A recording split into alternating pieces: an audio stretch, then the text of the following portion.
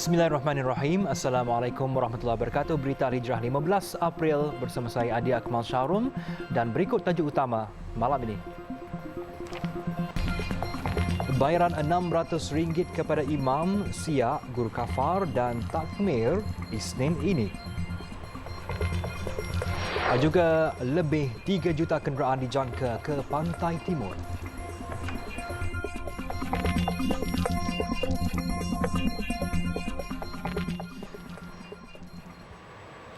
Imam, siak, guru kelas Al-Quran dan fardu ain kafah serta takmir akan menerima bayaran sumbangan khas sebanyak RM600 secara one-off. Menteri di Jabatan Perdana Menteri Hal Ehwal Agama Datuk Dr. Muhammad Naim Mokhtar berkata bayaran itu akan dibuat mulai Isnin ini. Menerusi kenyataan media hari ini, beliau berkata keputusan itu dibuat selepas sesi perbincangan antara Kementerian Kewangan dan Jabatan Kemajuan Islam Malaysia JAKIM baru-baru ini. Katanya bantuan khas berkenaan adalah sejajar dengan pengumuman Perdana Menteri Datuk Seri Anwar Ibrahim ketika pembentangan Belanjawan 2023 di Dewan Rakyat pada 24 Februari lepas. Jabatan Perdana Menteri Hal Ehwal Agama sentiasa menghargai jasa bakti para murabbi ummah yang mendidik masyarakat selain berharap penyaluran sumbangan khas ini dapat memberi keceriaan kepada golongan ini dalam membuat persiapan sambutan Aidilfitri. Datuk Seri Anwar yang juga Menteri Kewangan ketika mengumumkan berita gembira itu dilaporkan berkata kerajaan bersetuju memberikan sumbangan khas RM600 kepada 70,000 imam, siak, guru kafah serta takmir yang membebitkan peruntukan lebih 40 juta ringgit. Sebanyak 113 outlet pemasaran Fama dibuka di seluruh negara bermula hari ini hingga 20 April dengan perkhidmatan sebanyak 30% yang boleh dinikmati pengguna M40, B40 dan golongan asnaf.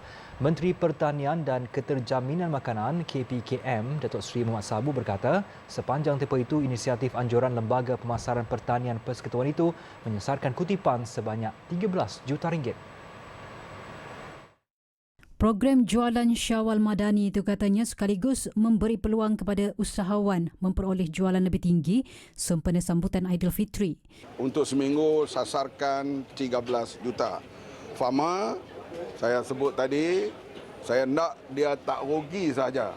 Tapi bukanlah dasarnya mencipta keuntungan seperti pasar yang lain. Kerana dia badan berkanun di bawah kerajaan. Kalau Fama tidak rugi, maka ia sudah cukup untuk kita buat servis kepada rakyat. Ini arahan termasuklah daripada Perdana Menteri kita. Jelasnya antara penjimatan yang boleh dinikmati pengguna ialah ayam standard dengan harga RM10 seekor dan daging pejal segar RM35 sekilogram. Manakala telur ayam grade B pula ditawarkan dengan harga RM10 sepapan 30 biji, beras 5 kilogram hanya RM10 dan minyak masak 5 kilogram pada harga RM25. KPKM dalam pada itu memberi jaminan bahawa Fama akan memastikan bekalan di setiap 113 lokasi yang terdiri daripada Pasar Tani Kekal, Pusat Transformasi Luar Bandar RTC dan Medan Niaga 1 MNS adalah mencukupi. Beliau berkata demikian selepas menyempurnakan pembukaan 113 outlet pemasaran menjelang sambutan Aidilfitri di Pasar Tani Seksyen 6 Kelana Jaya pagi tadi. Pada majlis sama, Datuk Seri Muhammad turut menyampaikan sumbangan kepada 40 orang asnaf dan mengagihkan aneka krepek kepada pengunjung serta 86 orang peserta Pasar Tani. Sementara itu, rata-rata peniaga bersyukur kerana melalui program itu jualan mereka dijangka meningkat sehingga 2 kali ganda meskipun dijual dengan harga yang lebih murah. Okey, tahun ni berbanding selepas kita PKP tadi, tahun ni meningkatlah jualan kita berbanding dengan tahun lepas. Tahun lepas pun kita punya sale dalam untuk jualan raya dalam 800 ekor dah campur dengan air kampung ayam penyet dalam 1000. Hari ni kita boleh jual dalam dekat 2000 ekor satu hari. Ni rasa tahun ni meriah lah. tahun yang sebelum tu kurang. Pasal PKP kan. Tahun ni meriah lah, nampak ramai. Kalau macam daging tu harga kita jual 40 ringgit. Jadi pengunjung dia bagi komisi, bagi 35 ringgit. Jadi nanti PAMA tambah. Kali ini boleh tahan. Tahun lepas kurang. Pasal tahun lepas tu kan PKP kan. Masuk PKP lagi. Jadi yang datang tu boleh katakan tak berani, sebagian tak berani keluar. Marilah kita bersama-sama menginfakkan sebahagian rezeki kepada pembangunan Kompleks Pendidikan Al-Ummah di Ipoh Perak yang bakal melahirkan generasi khairah ummah. Semoga 10 malam terakhir Ramadan ini lebih bermakna. Sebanyak 100 cawangan farmasi komuniti daripada 16 jenama farmasi di 4 negeri telah menyertai inisiatif pakej ubat farmasi Rahmah yang dilancarkan hari ini. Timbalan Menteri Perdagangan Dalam Negeri dan Kos Sara Hidup KPDN, Fuzia Salih berkata, fasa pertama inisiatif itu setakat ini disertai farmasi komuniti dari Pahang, Lembah Kelang, Kelantan dan Terengganu. Menurut Fuziah, program itu sebahagian daripada inisiatif kerajaan untuk membantu meringankan kos sara hidup rakyat, melibatkan aspek kesihatan melalui pakej ubat di seluruh rangkaian farmasi Rahmah. Pakej ubat farmasi Rahmah ini menawarkan penjimatan sehingga 50% daripada harga sebenar. Jenis perkhidmatan dan ubatan yang ditawarkan tidak ditetapkan, sebaliknya bergantung kepada pihak farmasi itu sendiri. Fuziah berkata pelancaran pakej itu dilihat kena pada masanya ketika orang ramai sedang melakukan persiapan untuk bercuti sempena Aidilfitri.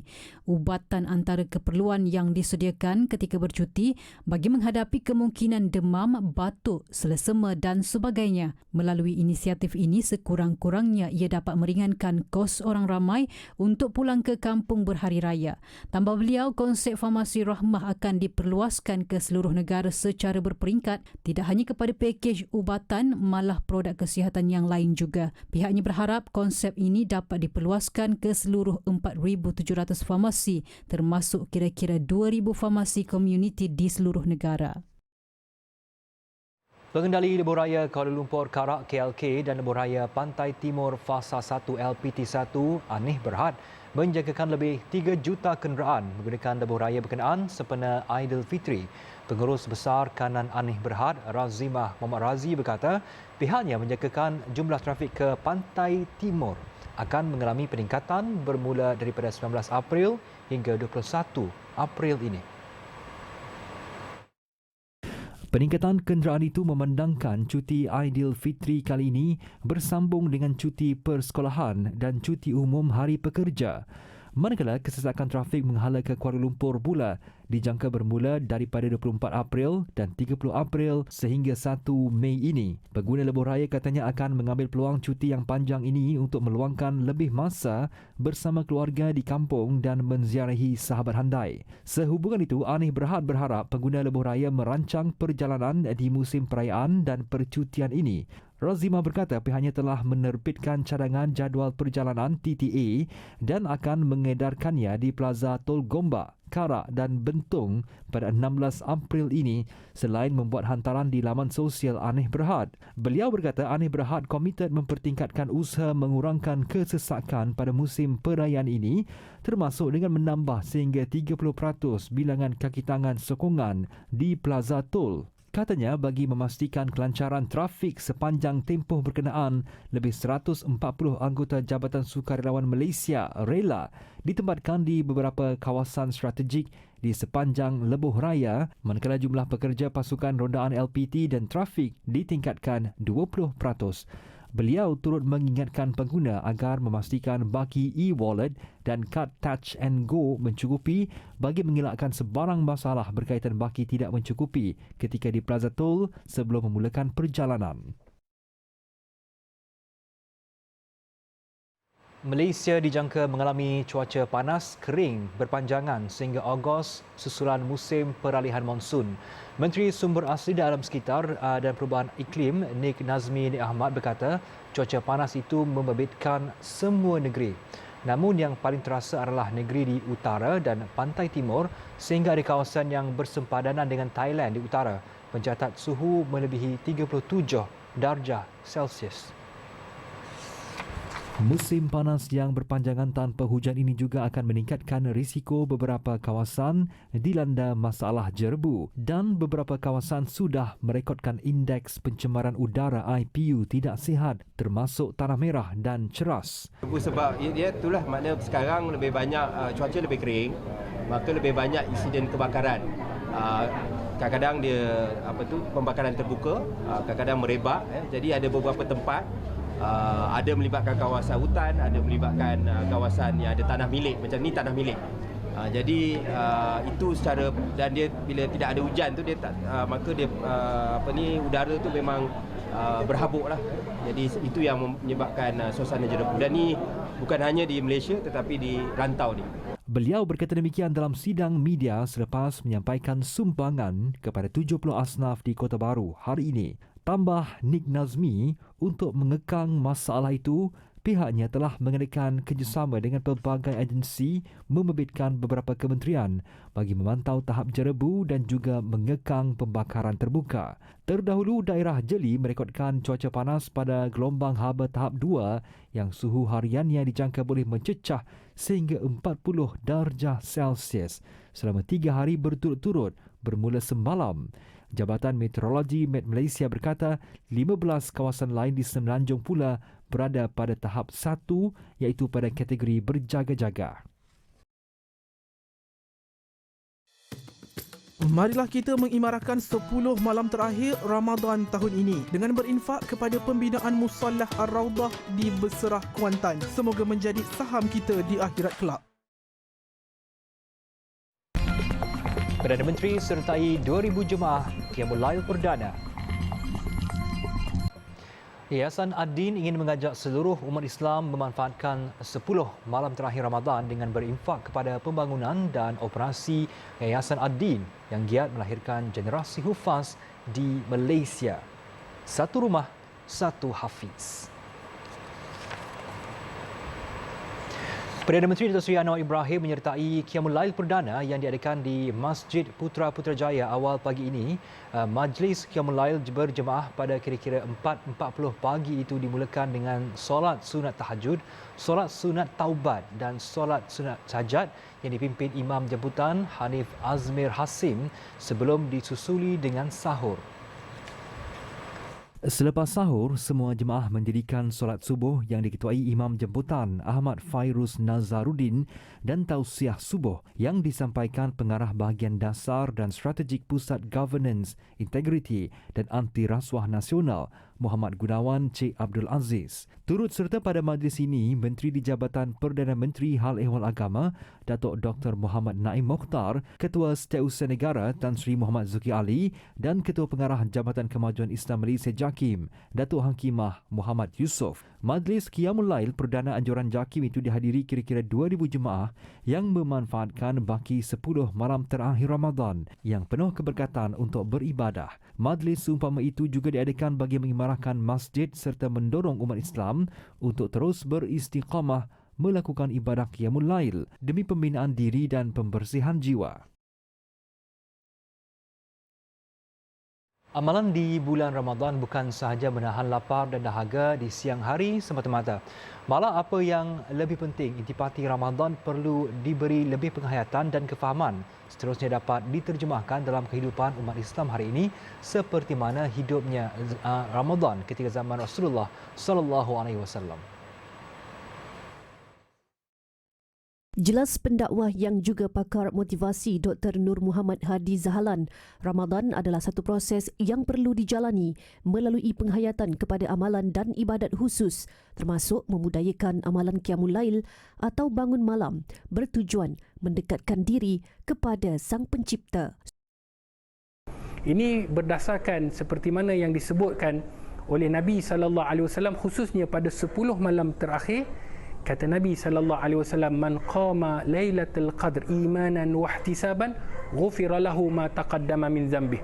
Iaitu sesiapa yang menghidupkan malam hari pada malam Lailatul Qadar dengan keimanan dan mengharapkan balasan ganjaran daripada Allah, maka Allah akan mengampunkan segala dosa-dosanya yang telah lalu. Solat yang dilaksanakan terutama ketika Qiyamul Lail merupakan amalan ruhiyah bagi memperkasa jati diri dan kekuatan kepada seseorang individu itu dalam menjalankan kehidupan seharian selain terdapat banyak kelebihan yang telah dijanjikan Allah. Hikmah di antara sebab kenapa kita kena menghidupkan malam adalah untuk membezakan antara orang yang benar-benar mencari keredaan Allah dan mencari ketakwaan Allah di malam hari, kerana kita tahu bahawa di dalam sebuah hadis Allah turun ke langit dunia dan bertanyakan kepada kita setiap malam 3 perkara, iaitu yang pertama, sesiapa yang ada berdoa kepadaku maka aku akan perkenankan doanya. Sesiapa yang ada meminta kepadaku, maka aku akan berikan kepadanya. Dan sesiapa yang ada meminta istighfar, maka aku akan ampunkan segala dosanya. Kerana itulah hikmah yang sangat besar disuruh untuk kita menghidupkan pada malam hari. Jelasnya lagi, menurut para alim ulama, terdapat beberapa kesan apabila seseorang itu bangun malam untuk beribadat kepada Allah. Antaranya, doanya akan mudah dimakbulkan, ibadah lebih berkualiti dan mudah untuk bermuhasabah diri. Jangan biarkan Ramadan berlalu tanpa kita melakukan infak dan sedekah pada 10 malam terakhir ini. Jom sama-sama berinfak bagi menyiapkan Pondok Moden Tafiz Al-Banna yang bakal melahirkan ribuan generasi Al-Quran. 3 beradik dari kampung Alur Ladang Berserah dekat Kuantan terharu apabila menerima bantuan rumah asnaf daripada Majlis Ugama Islam dan Adat Resam Melayu Pahang MUIB. Lebih istimewa dan bermakna apabila Yang di-Pertuan Agong As-Sultan Abdullah Riayatuddin Al-Mustafa Billah Shah berkenan menyampaikan sendiri rumah tersebut kepada 3 beradik itu.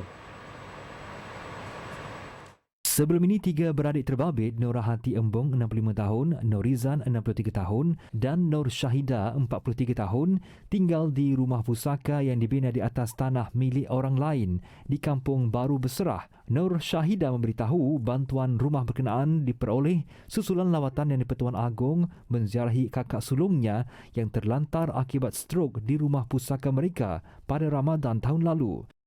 Rumah ni yang dapatnya langsung daripada sebab kakak saya penerima asnaf MUIB. Jadi masa 17 Ramadan puasa tahun lepas, tuanku datang buat lawatan. Dia 17 Ramadan, kain nuzul Quran. Bulan puasa tahun lepas. Jadi dia datang rumah, lepas tu dia tanyalah, dia tengok keadaan kakak sebab kakak dia terlantar je. Lepas tu kita orang cakap lah, nak pergi klinik pun susah nak bawa turun tangga sebab rumah kampung, rumah bertangga. Susah payah nak buat dia. Lepas tu kebetulan rumah yang kami duduk tu rumah sendiri tapi tanah orang. Langsung dia bagi suruh si MUIB cari tapak lah, bina rumah. Jadi Alhamdulillah dapat kat sinilah, dalam kampung Berserah jugalah.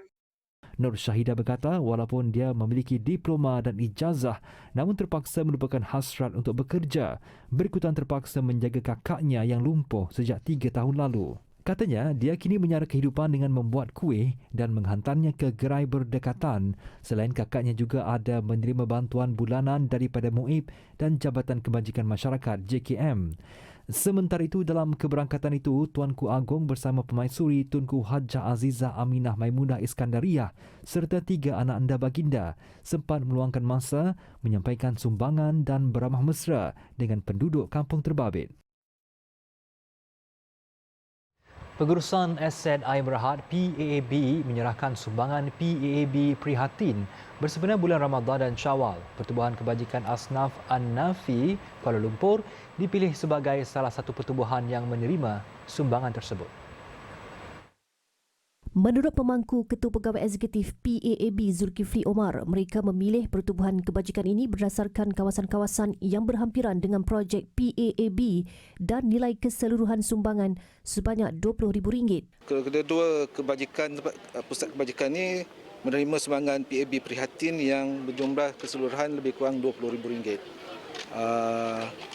Ada 3 kaedah kita memberi sumbangan. Satu, kita beri sumbangan kepada pusat penjagaan pertubuhan ini iaitu dengan cek berjumlah RM3,000 dan voucher membeli belah berjumlah lebih kurang RM150 seorang dan juga sumbangan pek juadah iaitu kita beli Kenny Rogers tadi serta sumbangan duit raya RM50 untuk seorang.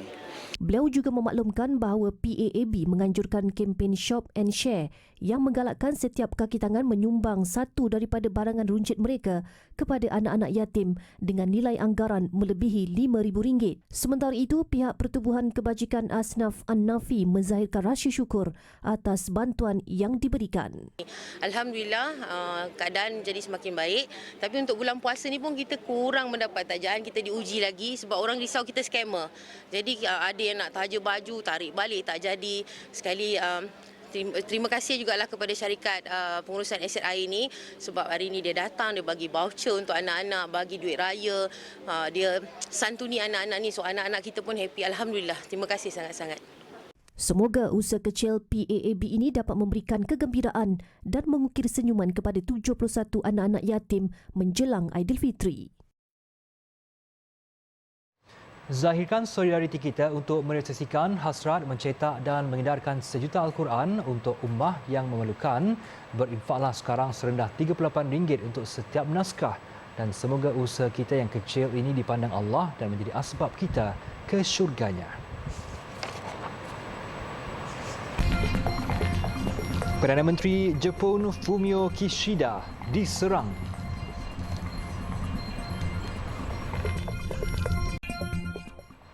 Imarah masjid di bulan Ramadan bukan sekadar kita hadir beribadah semata-mata, tetapi usaha mengimarahkan masjid juga boleh kita sertai dalam pembinaannya. Ayuh bersama-sama aman Palestin dalam pembinaan Masjid Sheikh Khalil di Lubnan sebagai satu usaha kita mengimarahkan masjid di bulan Ramadan.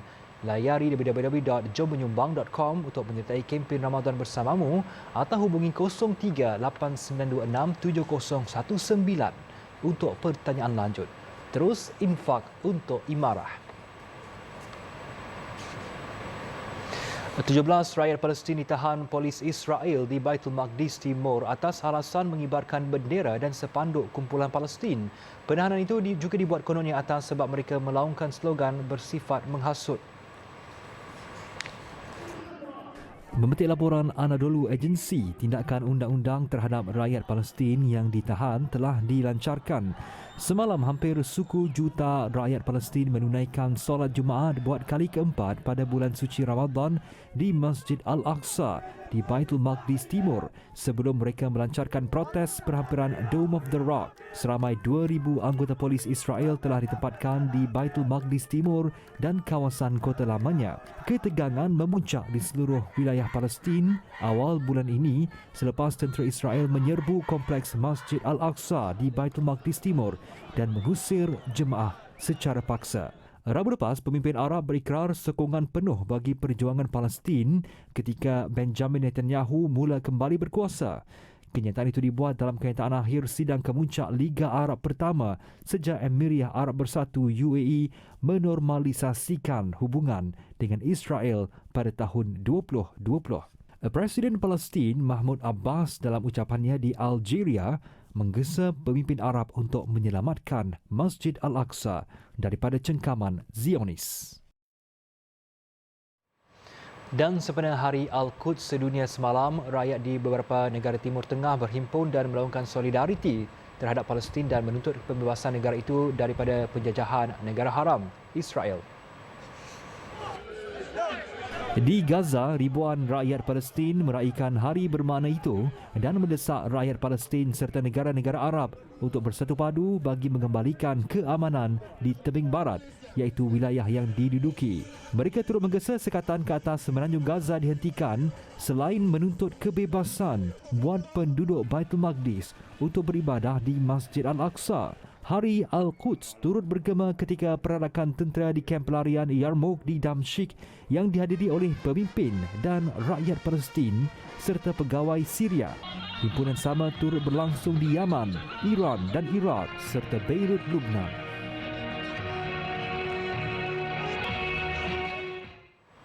Bumi Yaman memerlukan bantuan kita. Jom berikan mereka sinar harapan baru dengan berinfak kepada kasih insan yang menjalankan misi kemanusiaan di sana. 10 malam terakhir Ramadan kita pasti lebih bermakna dengan bersedekah. Kempen Perdana Menteri Jepun Fumio Kishida siang tadi bertukar kecoh apabila pemimpin berkenaan diserang dengan letupan bom asap. Kishida bagaimanapun berjaya diselamatkan dan dipindahkan selepas protokol kecemasan diaktifkan.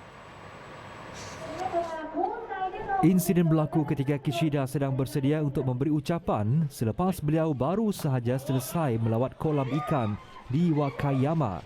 Perbuatan suspek yang dilihat seperti melontar suar dengan kepulan asap berjaya dirakam sebelum dia berjaya ditahan. Situasi menjadi bertambah kecoh apabila orang ramai menjerit sejurus terdengar letupan dan bertempiaran melarikan diri. Letupan itu disusuli dengan kepulan asap putih yang berkepul di udara. Memetik laporan Kyodo, Kishida membatalkan ucapan di Wakayama, namun kempen pada hari Sabtu itu tetap diteruskan di kawasan lain. Insiden itu berlaku kurang setahun selepas pembunuhan bekas Perdana Menteri Shinzo Abe pada Julai tahun lepas. Susulan tragedi itu juga kawalan keselamatan diperketatkan bagi mengelak insiden sama daripada berulang. 13 terbunuh selepas sebuah bas terhumban ke dalam gaung di barat India. Kebanyakan mangsa maut merupakan ahli kumpulan muzik tradisional dari Mumbai. Menurut media tempatan, bas yang dalam perjalanan dari Pune ke Mumbai itu terhumban ke dalam gaung di daerah Raigad di negeri Maharashtra. Nahas itu turut mengakibatkan 29 lagi penumpang cedera dan menerima rawatan di hospital. Kerajaan Maharashtra mengumumkan pembayaran sebanyak RM500,000 bersamaan RM26,880 setiap seorang kepada waris mangsa yang terkorban. Jangan biarkan Ramadan berlalu tanpa berinfak pada malam-malam akhir Ramadan. Mahat Tahfiz Al-Quran Dar Al-Abral menyeru seluruh masyarakat untuk berganding bahu bagi menyertai wakaf pembangunan institusi tahfiz yang bakal melahirkan jutaan ilmuwan Islam ini. Semoga Ramadan kita lebih bermakna dengan berinfak. Sekian untuk malam ini. Ikuti banyak lagi kandungan menarik berita Al-Hijrah menerusi platform media sosial seperti Facebook, Twitter, YouTube, Instagram dan TikTok, juga lari alhijrahnews.com untuk laporan berita dalam dan luar negara serta artikel eksklusif. Saya Adi Akmal Syarum, satukan ummah dengan ilmu bagi memperkasa Malaysia Madani. Assalamualaikum dan selamat malam.